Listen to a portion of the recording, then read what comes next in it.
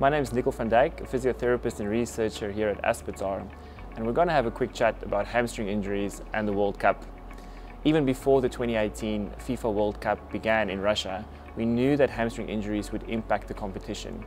Players like Reyes from Mexico, Lallana from England, Sandro from Brazil, and a number of others have missed the opportunity to present their country at the world's biggest stage due to hamstring injuries. In fact, during the first two rounds of competition, we've seen two hamstring injuries already.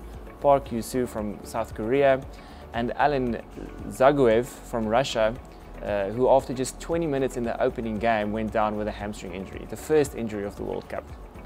So what do we know about hamstring injuries? Professor Jan Ekstrand and the UEFA group have shown us that they're still the most common injury in football and is still increasing at a Champions League level.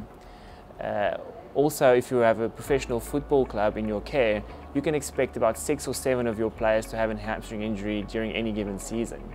So how do we prevent hamstring injuries? 3 things come to mind. The first is the Nordic hamstring exercise.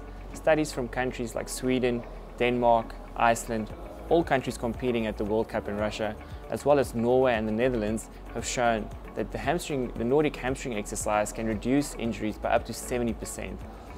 This is an important tool and also a simple exercise to perform for the players. Second thing is load management. Many teams who progress through the group stages will play a congested number of games during the World Cup. This is important for teams that are not exposed to high workload during the regular season, but for all teams, this has become a very relevant and important way of trying to reduce the number of injuries we see. The third thing, and perhaps most important, is implementation. Now, there are many components to this, but certainly communication between the coaches, the managers, the medical staff and the conditioning team, as well as buy-in from these different role players are important.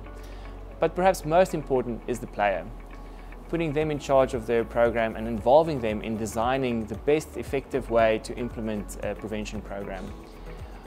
For more information on this, go to Aspetar Sports Medicine Journal with free access to our latest edition, Football Revolution, as well as other articles on hamstring prevention and treatment.